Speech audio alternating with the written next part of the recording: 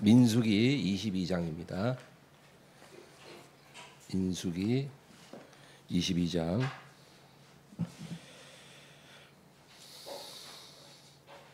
31절부터 33절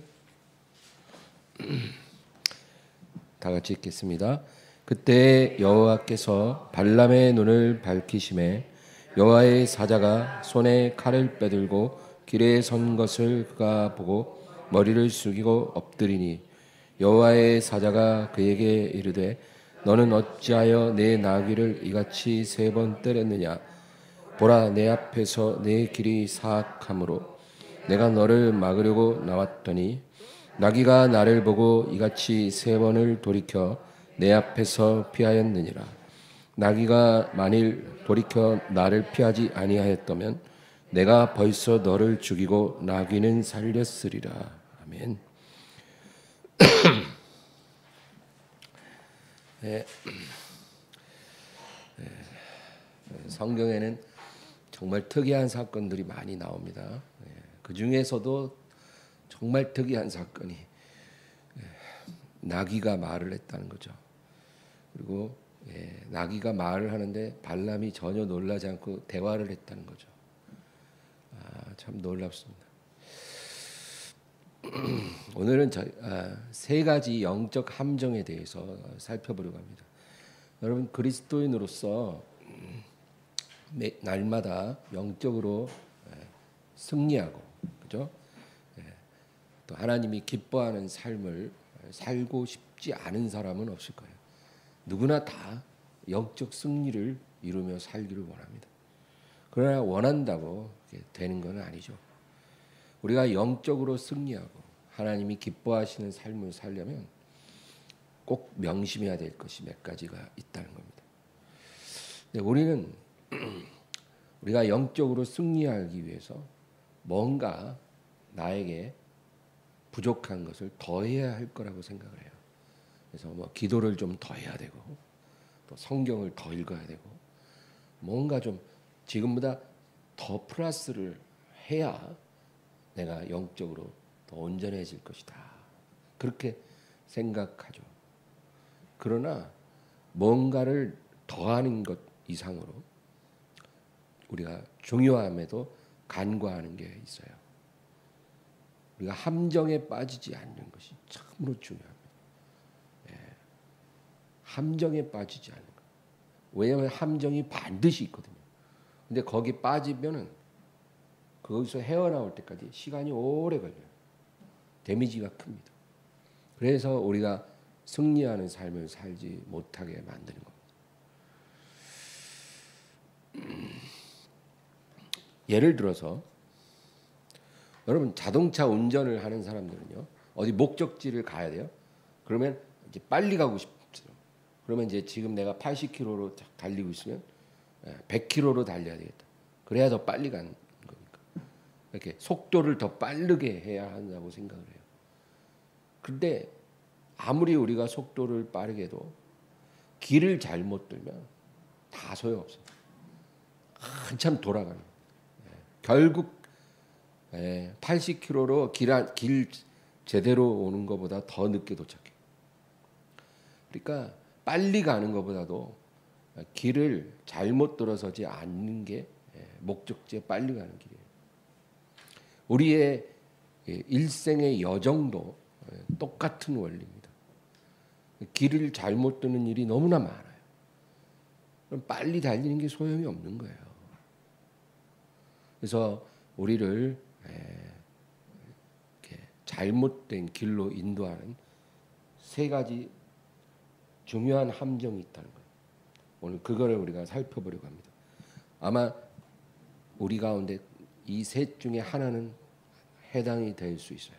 누구든지. 첫째는 자기연민입니다. 자기연민. 여러분, 이게 뭐냐면은 자기를 억울한 피해자라고 생각하는 마음이에요. 우리가 인생 살다 보면 억울한 일이 왜 없어요? 늘 있어요. 억울한 일 많아요.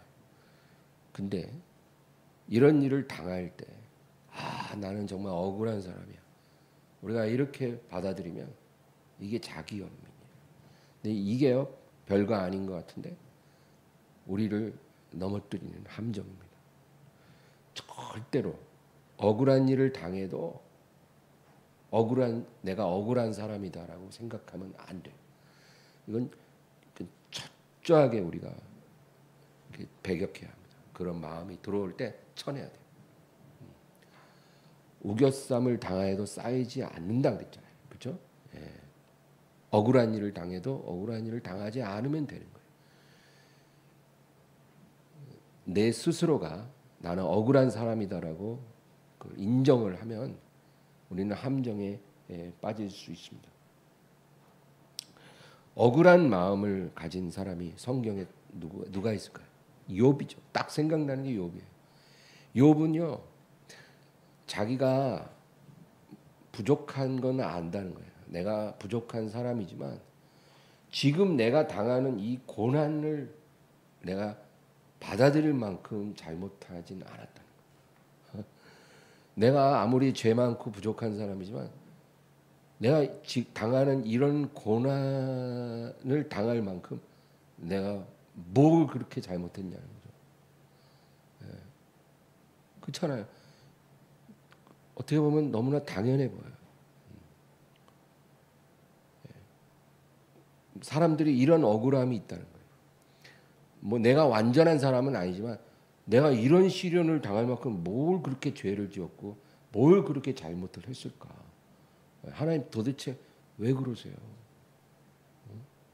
그렇게 우리가 억울해 할 수 있다는 거죠. 근데 여러분 이런 억울함이 있으면 우리를 절대로 회개로 인도하지 못합니다. 억울한 사람이 어떻게 회개합니까? 억울한 사람은 회개 안 해요. 못 해요. 회개를 하고 싶어도. 억울함과 회개는요 상극이에요.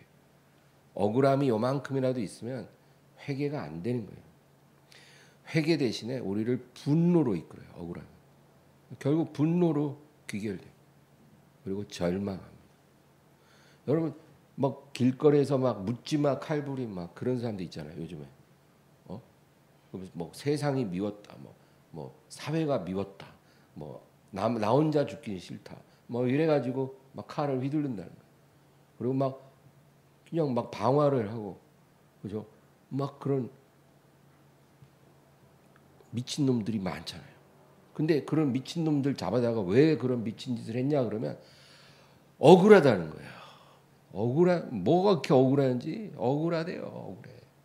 자기는 부모의 사랑도 제대로 못 받았고 이 사회에서 정말 제대로 된 대접을 못 받았고 제대로 된 기회 한 번 못 얻었고 뭐 내가 노력한 만큼 결과를 못 얻었고 억울한 일이 너무 많다는 거예요. 이런 극단적인 케이스가 아니래도 억울함이 있으면 회개가 안 돼요.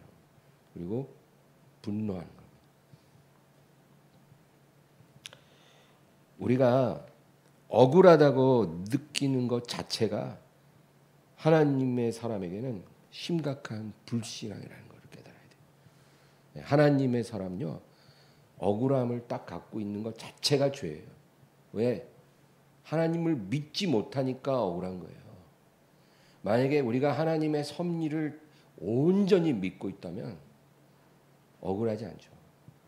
내가 뭔가 안 좋은 일이 생겨도 뭔가 이게 하나님의 섭리 속에서 나에게 좋은 일이 일어날 수 있다라고 생각하는 거예요.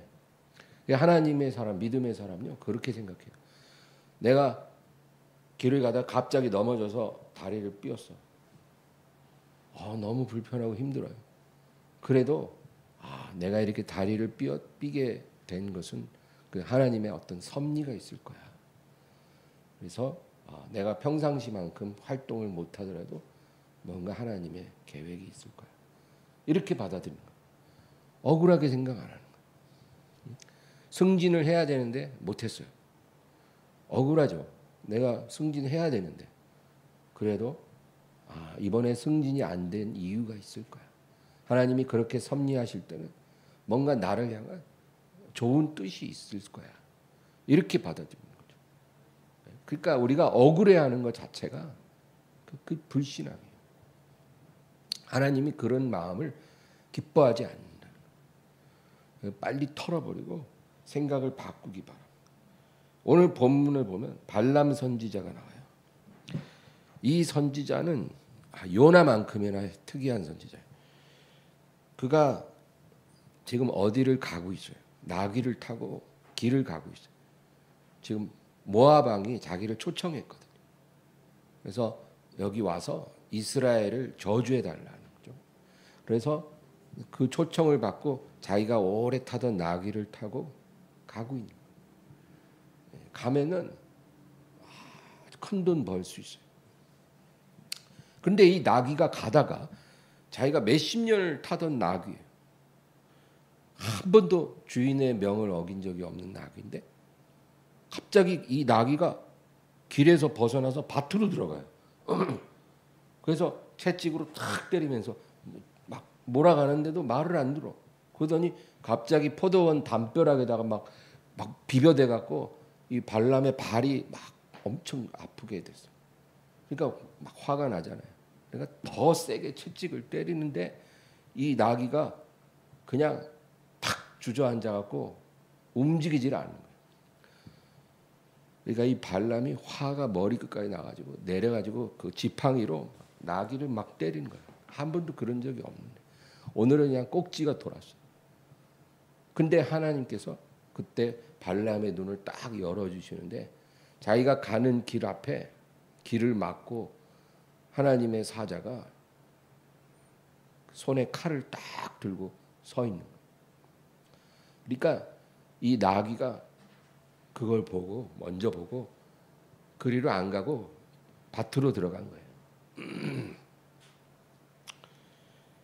우리 민수기 오늘 읽었던 본문을 다시 한번 31절에서 33절까지 읽겠습니다.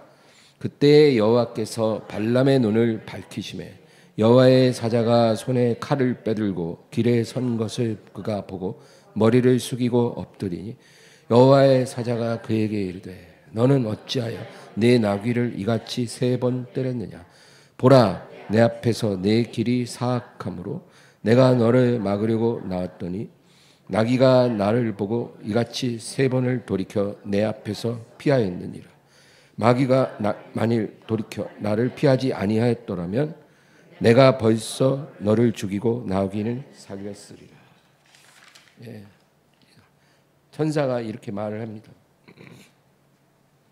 만약에 나귀가 나를 보고 피하지 않았으면 내가 벌써 너를 죽이고 나귀는 살렸으리라. 그러니까 너는 나귀 아니었으면 이미 죽었을 거라는. 그러니까 지금 방금 전까지 꼭지가 돌아가지고 막 지팡이로 나귀를 막 때리고 내 손에 칼이 있었으면 너를 죽였을 것이다. 막 이렇게까지 퍼부어 놨는데 지금 천사가 뭐라 그래요? 만약에 이 나귀가 멈추지 않았으면 내가 너를 죽였을 거예요. 발람은 굉장히 억울해했어요. 내가 평생 너를 먹이고 길렀는데 네가 주인의 말을 안 들어? 내 손에 칼이 있었으면 너를 죽였을 거야.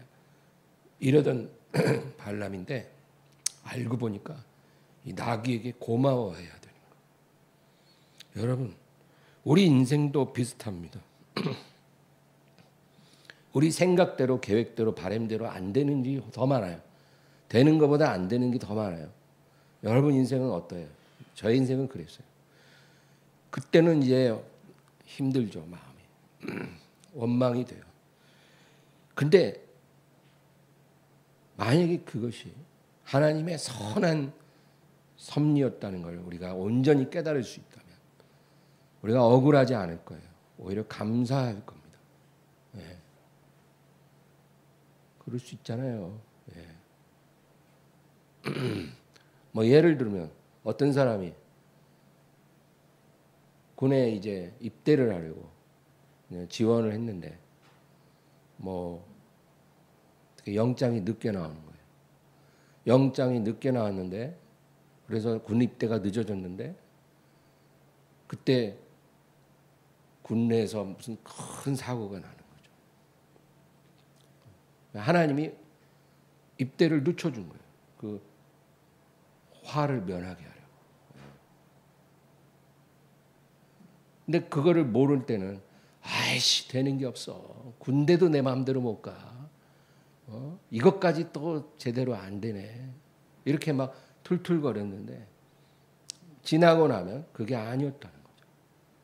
그렇게 우리가 하나님의 선한 섭리를 바로 깨닫는 경우도 있지만 오랜 세월 그 이유를 모르고 넘어갈 때가 더 많아요. 그러나 여러분 우리가 믿어야 된다는 거예요. 하나님이 나를 향한 선한 섭리를 갖고 계시다.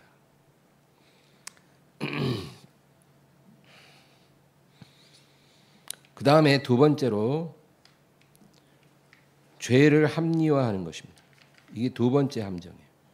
죄를 합리화하면 함정에 빠집니다. 이게 무서운 일이에요. 누구나 다 죄는 짓잖아요. 그때 그 죄를 짓고 안 짓고가 중요한 게 아니고요. 죄를 지었을 때 우리가 어떤 태도로 죄를 바라보느냐가 정말 중요하거든요. 죄를 죄로 바라봐야 되는데 그러면 마음이 힘들어요. 그렇지만 그 힘듦이 우리에게 평안을 주죠. 근데 그러기가 싫으니까 죄를 합리화하는 거예요. 죄에게 정당성을 부여해요. 예. 어떤 사람이 교회 예배에 지각을 했어요. 누구나 예배에 지각할 수 있어요. 예. 사람이니까 누구나 그렇게 할 수 있죠. 근데 그렇게 지각을 했을 때 아, 사람인데 지각 좀 할 수 있지. 이러면서 대수롭지 않게 생각을 하는 거죠. 아유, 사람인데 뭐 지각 좀 한번 할 수도 있지. 이렇게 대수롭게 생각하고 그 대수롭지 않게 생각을 하고 그리고 그 지각에 대해서 정당성을 부여해요, 스스로. 그럼 어떻게 될까요? 그러면 계속 지각합니다. 그 사람. 에휴, 뭐 지각 한번 할 수도 있지. 그러면 한 번이 아니에요, 이제. 10번, 100번 하는 거예요, 지각. 하나님을 예배하는데 지각하면 절대 안 되지. 주여 저를 용서해 주세요. 제가 앞으로 절대 지각 안 하겠습니다. 이렇게 해야 그 다음에 지각을 안 하게 되는 거예요. 그러니까 똑같은 지각을 해도요. 어떤 사람 아유 뭐 지각도 한 번 할 수 있는 거지. 이런 사람이 있고 하나님을 예배하는데 지각하면 안 되지.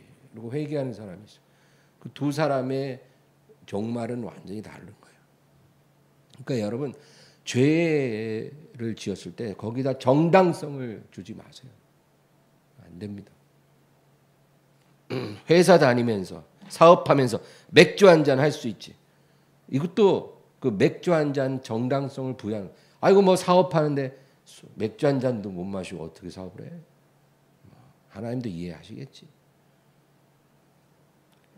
그러면 여러분 계속 마셔요. 한 잔으로 안 끝나요. 계속 마시고. 그러지 말라. 우리는 죄에게 정당성을 부여하고 불가피성을 부여하면 안 되고요. 우리는 죄를 범했을 때 십자가를 바라봐야 되는 거예요. 십자가. 그게 우리가 할 일이에요. 왜냐하면 하나님은요. 우리가 생각하는 것처럼 별거 아닌 그 하찮은 죄를 위해서 예수님이 십자가에 못 박히신 게 아니라는 거예요. 그 별거 아닌 맥주 한 잔 그런 죄를 용서해 주기 위해서 예수님이 십자가에 못 박히신 게 아니잖아요. 우리 예수님이 십자가에 못 박히신 것은 아주 심각한 죄, 우리를 지옥으로 데려갈 수밖에 없는 그 죄를 도말하기 위해서 예수님이 십자가에 못 박히신 거거든요. 그러니까 여러분 죄는 다 같은 죄지 큰 죄 있고 작은 죄 있고 그러지 않아요. 죄는 다 죄예요. 우리가 짓는 모든 죄는 다 심각한 거지 대수롭지 않은 죄가 따로 있는 게 아니란 말이에요. 그러니까 만약에 우리가 어떤 죄를 대수롭지 않게 생각하고 아유 뭐 그럴 수도 있지 이러면 예수님의 십자가를 우리가 모욕하는 거예요. 그런 대수롭지 않은 죄 때문에 내가 십자가에서 죽은 게 아니란다.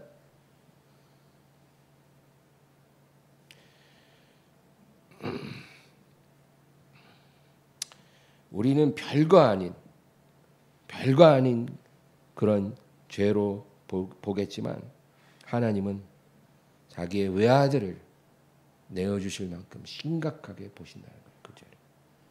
그러니까 우리가 정당성을 주지 말고 십자가를 바라봐야 돼요. 그러면 우리는 살아요.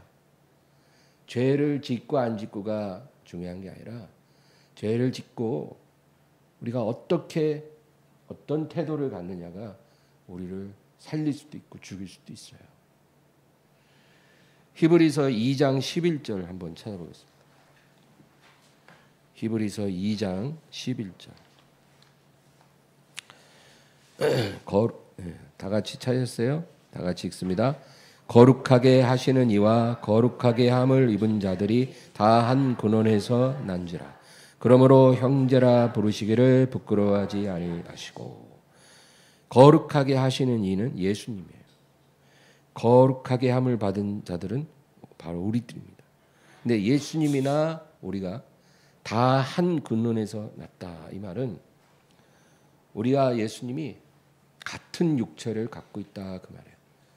똑같은 죄된 몸을 갖고 있고 똑같이 시험을 당하는 그러한 인생을 살았다.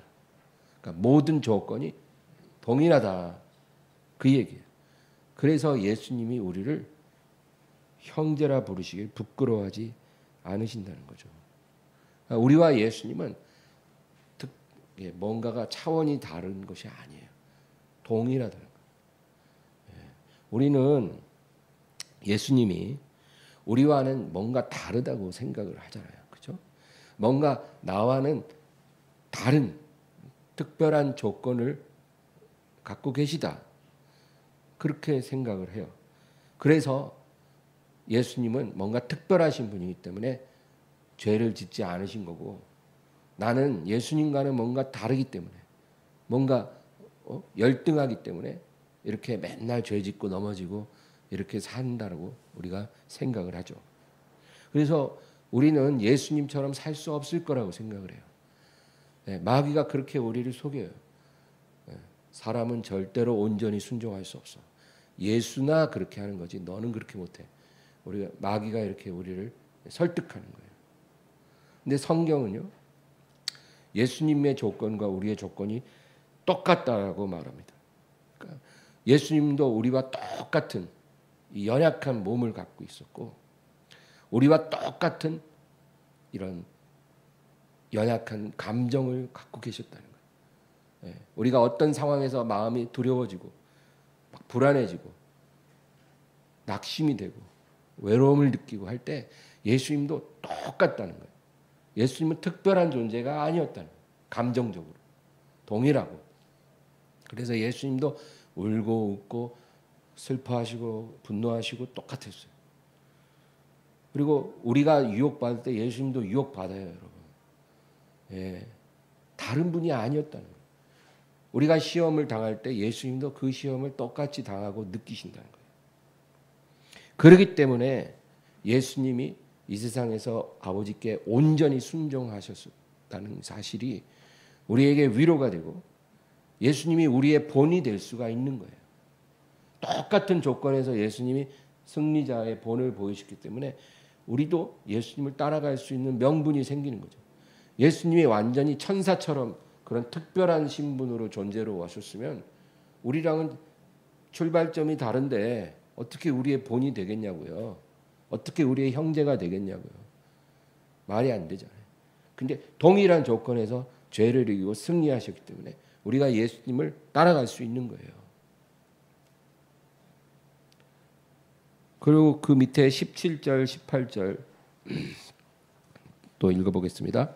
그러므로 그가 범사의 형제들과 같이 되심이 마땅하도다. 이는 하나님의 일에 자비하고 신실한 대제사장이 되어 백성의 죄를 속량하려 하심이라. 그가 시험을 받아 고난을 당하셨은즉 시험 받는 자들을 능히 도우실 수 있느니라. 아멘. 이 얘기가 그 얘기예요. 그러므로 그가 범사의 형제들과 같이 되심이 마땅하다는 거죠. 우리의 본이 되어야 되거든요. 그리고 하나님의 자비하고 신실한 대제사장이 되어 백성의 죄를 속량하시고 그가 시험을 받아 고난을 당하셨은즉 시험 받는 자들을 능히 도우실 수 있느니라. 예, 여러분 우리가 이 세상에서 넘어지는 것도요 하나님의 섭리 안에서는 훌륭한 자양분이 돼요. 우리가 넘어져 보니까 넘어진 사람을 도울 수가 있는 거예요. 우리가 아파 보니까 아픈 사람을 도울 수가 있는 거예요. 우리가 사업에 실패도 하고 가난도 경험해 보니 그렇게 정말 어려움에 처한 사람을 볼 때 공감하고 그들을 도와줄 수가 있는 거죠. 예. 근데 예수님은 우리와 똑같이 시험을 받으셨어요. 죄는 없으시지만 똑같이 시험을 다 받으셨기 때문에 우리의 감정을, 우리의 마음을 너무나 정확히 이해하고 계시다는 거예요. 그래서 시험 받는 자들을 능히 도우실 수 있다. 그래죠.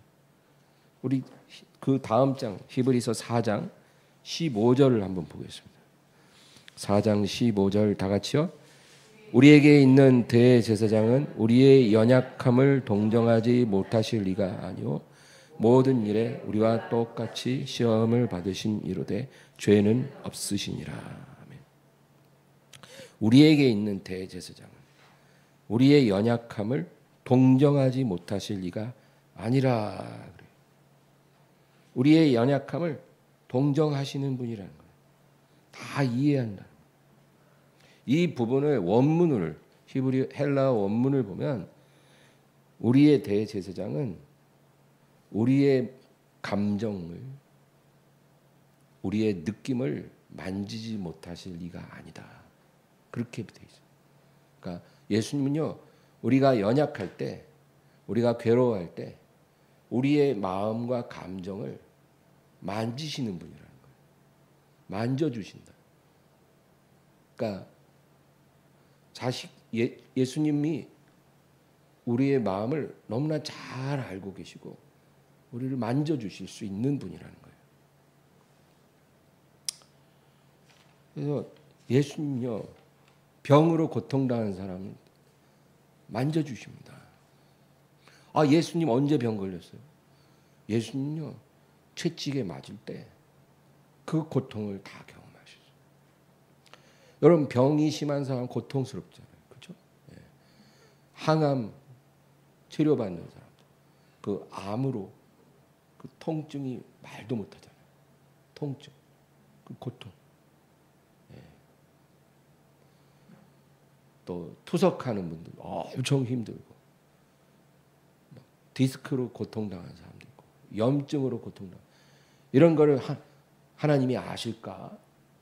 우리는 사람이고 하나님은 하나님인데 아신다는 거예요. 왜? 사람으로 오셔서 이 땅에서 그 고통을 다 경험하셨다는 거예요. 하나님께서. 그러니까 우리의 감정을 만져주신다는 거예요. 예수님. 얼마나 감사해요. 아유 내가 이렇게 돈이 없고 가난한데 내 마음 아실까? 아신다는 거예요. 예수님 가난한 집에서 자라셨거든요. 가난을 다 알고 계세요. 내가 이렇게 혼자 외로운데 이 외로움 아실까? 외로움 아셔요. 나는 머리 둘 곳이 없다 그랬잖아요. 여우도 굴이 있고 새들도 다 보금자리가 있는데 나는 머리 둘 곳도 없다. 그 외로움을 예수님 다 알고 계셔요. 사람에게 모욕당하고 조롱당하고 모함당하고 그럼 그 괴로움을 예수님이 아실까? 예수님이 아신다니까요.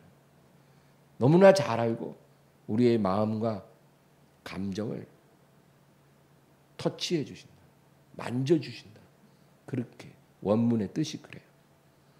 얼마나 감사합니까? 그러니까 여러분 힘들 때 어디로 가야 돼요? 친구한테 전화하면 알아줄까요?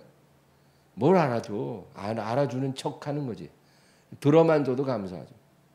그런데 그게 위로가 안 되죠. 누가 알아줍니까? 예수님이 알아주신다. 그러니까 내 사정을, 내 감정을 정확하게 알고 계시는 분께 가서 그분의 만지심을 받는 것. 그게 우리가 해야 할 가장 옳은 일이다. 그 얘기죠. 그 밑에 16절을 읽겠습니다. 그러므로 우리는 긍휼하심을 받고 때를 따라 돕는 은혜를 얻기 위하여 은혜의 보좌 앞에 담대히 나아갈 것이니라. 긍휼하심을 받는다는 말은 그분의 만지심을 받는다 그 말이죠. 그리고 때를 따라 돕는 은혜를 얻기 위하여 은혜의 보좌 앞에 담대히 나아가라. 예수님께 나아가라는 거예요. 담대히. 그분은 우리를 거절하시지 않는다는 거예요. 우리를 외면하지 않는다는 거예요. 언제나 우리가 외면했지 그분은 외면하지 않아요. 가늠하다 붙잡혀온 여자도 예수님은 따뜻하게 대해주셨잖아요. 그러니까 담대히 그분의 은혜의 보좌 앞에 나가서 그분의 위로를 받아야 된다. 여러분 이게 진짜 신앙의 모습이라는 거죠. 우리가 힘들 때 어디서 위로받느냐가 우리의 신앙의 현주소를 말해줘요. 세상 사람들은요 어디서 위로받아야 될지를 몰라요. 그러니까 술을 마시죠. 어떤 쾌락을 찾아요. 나를 마비시켜 줄 수 있는 내 감각을, 이 괴로움의 감각을 마비시켜 줄 수 있는 수단을 찾아요. 그 방법은 절대로 우리의 고통을 해결해 주지 못하죠. 우리가 예수님께 가서 만지심을 받고 회복이 되면 그게 바로 우리가 하나님의 사람이라는 증거예요. 하나님의 사랑받는다고 환난이 없나요? 고통이 없나요? 실패가 없나요? 그렇지 않거든요. 그러나 어디서 위로받고 누구로부터 우리가 일으킴을 받느냐가 우리를 말해주는 거죠. 그 다음 세 번째, 마지막으로 세 번째 함정은 하나님을 오해하는 거예요. 아까 첫 번째 함정이 자기 연민이라고 했어요. 자기를 억울한 사람이라고 생각하는 거. 이게 조심해야 될 함정 첫 번째고, 두 번째는 자기 죄를 합리화하는 거. 죄에 대해서 정당성을 부여하는 거죠. 그게 두 번째 함정. 마지막 세 번째는 하나님을 오해하는 거예요.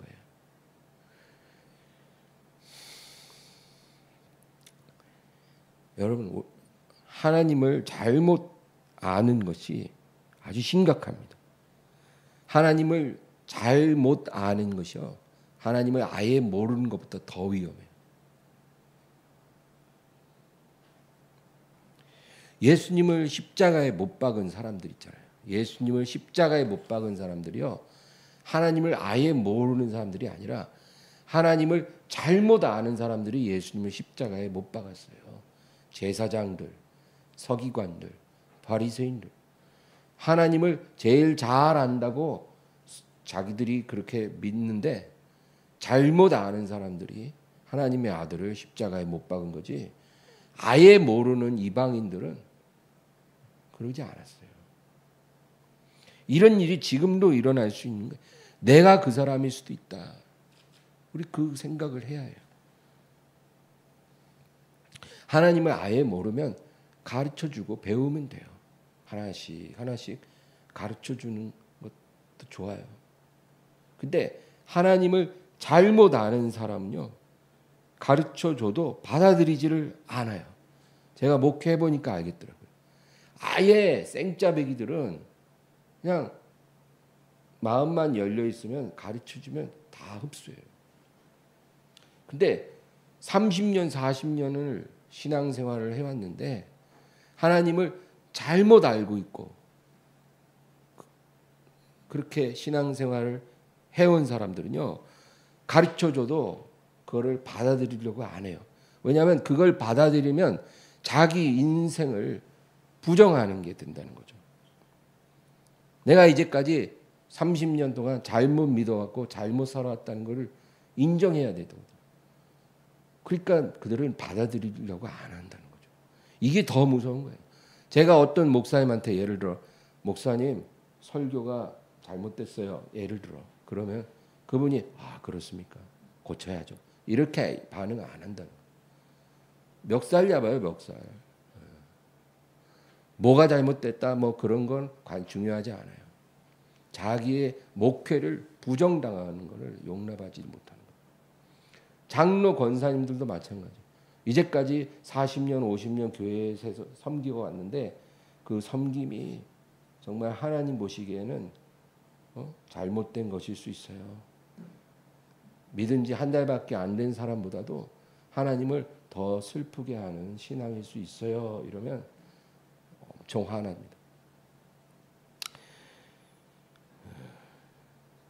그래서 성경을 깨나 읽고 기도 깨나 하는 사람들이 더 문제인 경우가 많이 있더라고요.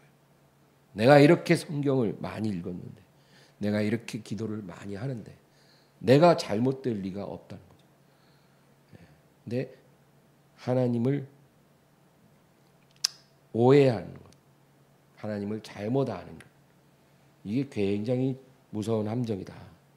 자기 마음대로 믿는 사람이 너무 많다는 거예요. 내가 보기에 괜찮으면 하나님 보기에도 괜찮을 거라고 믿어요. 내가 보기에 훌륭하면 하나님도 훌륭하게 보실 거라고 생각하는 거예요. 천만에 만만에 아니라는 거예요. 그래서 우리가 두려운 마음으로 하나님 말씀을 연구하고 그리고 그 말씀의 거울에 나를 계속 부지런히 비춰봐야 돼요. 아침에도 비추고 저녁에도 비추고 말씀의 거울에 내 양심과 내 영혼을 계속 비춰보고 그리고 고칠 거 고치고 이래야 되는데 그러기가 쉽지가 않다. 레위기 10장을 한번 보겠습니다. 레위기 10장 1절과 2절. 레위기 10장 1절과 2절 다 같이요. 아론의 아들 나답과 아비후가 각기 향로를 가져다가 여호와께서 명령하시지 아니하신 다른 불을 담아 여호와 앞에 분향하였더니 불이 여호와 앞에서 나와 그들을 삼키매 그들이 여호와 앞에서 죽은지라. 이 사건이 있죠. 아론의 네 아들이 있어요. 아론의 네 아들. 최초의 대제사장 아론에게 아들이 넷인데 큰 아들이 나답이고 둘째 아들이 아비후예요. 근데 이 나답과 아비후가 하나님이 명하지 않은 다른 불을 향로에 담아 분향을 했다는 거예요. 그런데 거기서 불이 나와서 그들을 삼켜서 그 자리에서 새까맣게 타 죽었어요. 이 사건이 언제 일어났냐면요.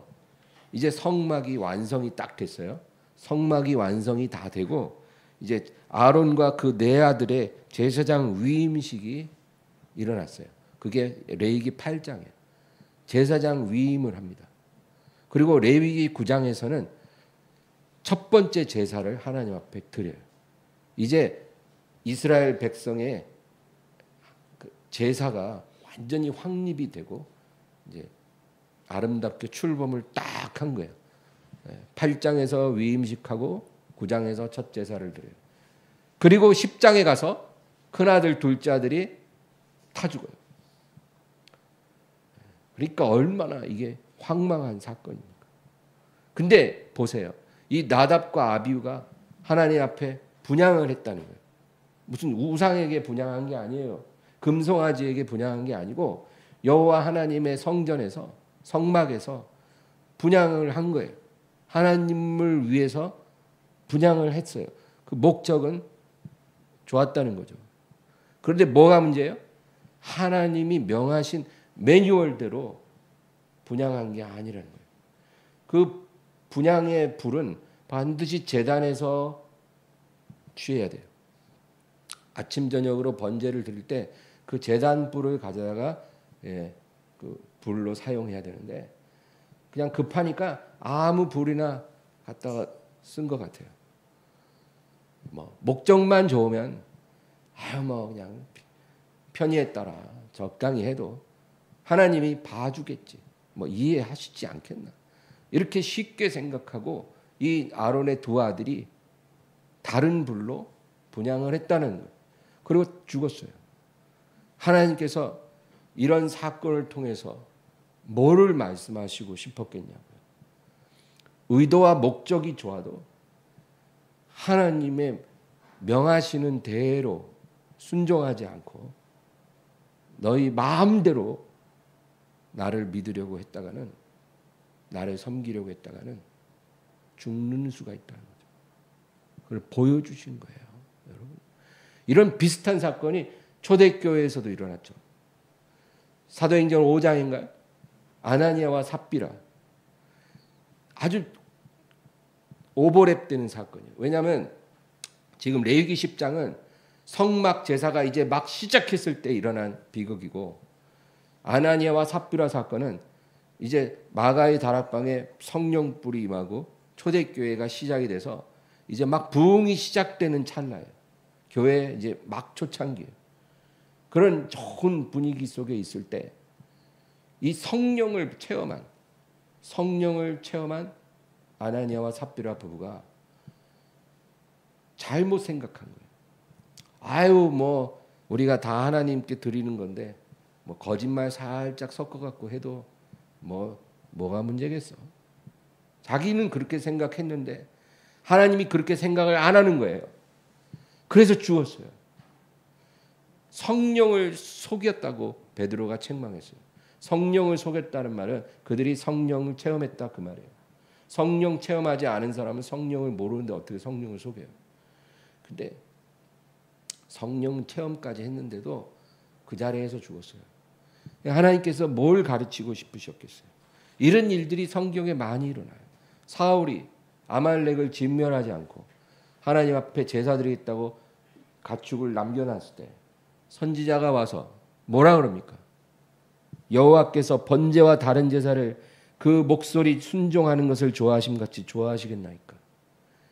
당신이 아무리 살찌고 아름다운 가축으로 하나님께 제사를 드린다 해도 하나님이 그 목소리 순종하는 것만큼 좋아하시겠냐는 거예요.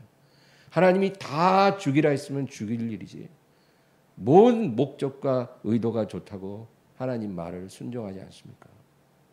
순종이 제사보다 낫고 듣는 것이 수양의 기름보다 나으니 거역하는 것은 사술의 죄와 같고 완고한 것은 사신우상에게 절하는 죄와 같습니다. 얼마나 명확합니까, 여러분? 그러니까 우리가 하나님을 섬기기를 원한다면 하나님이 뭐라고 말씀하신지를 우리가 경외하는 마음으로, 두려운 마음으로 배워야 돼요. 그러니까 설교만 듣지 말고 성경을 읽으라는 거예요. 성경을. 아침 저녁으로 성경을 읽고 성령이 가르쳐 주시기를 기도하면서 읽으세요. 그래야 바른 길로 가요. 만약에 여러분이 바쁘니 어쩌니 하면서 성경 안 읽고 목사님 설교만 듣는다 그러면 여러분 반드시 넘어질 가능성이 커요. 왜냐하면 제대로 안 하는 설교도 많으니까.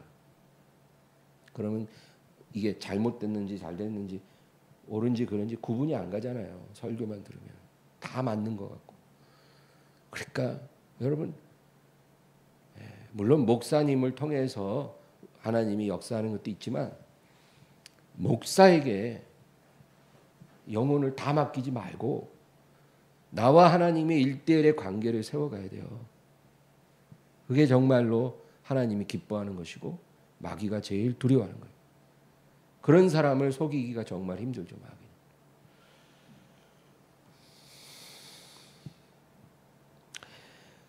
그래서 하나님이 경고하시는 게 그거예요.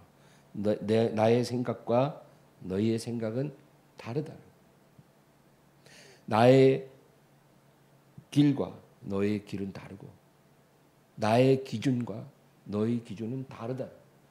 네 생각이 이렇다고 해서 내 생각도 너와 같을 거라고 생각하지 말라는 거예요. 그랬다 큰일 난다. 하나님을 오해하지 말라는 거예요.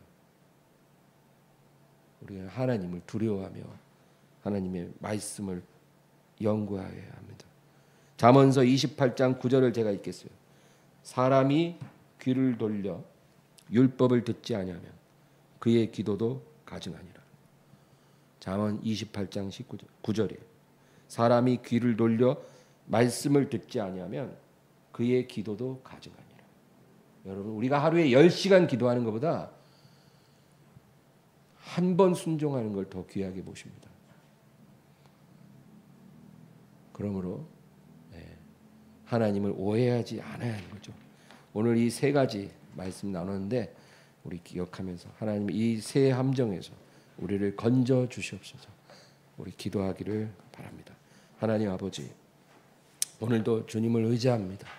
말씀으로 인도하여 주시고 우리 하나님을 섬기는 것이 내 마음과 내 생각과 내 방식대로가 아니라 하나님이 말씀하신 대로 배우고 깨닫고 순종하는 것임을 우리가 다시 한번 기억하게 하여 주시옵소서. 예수님의 이름으로 기도합니다.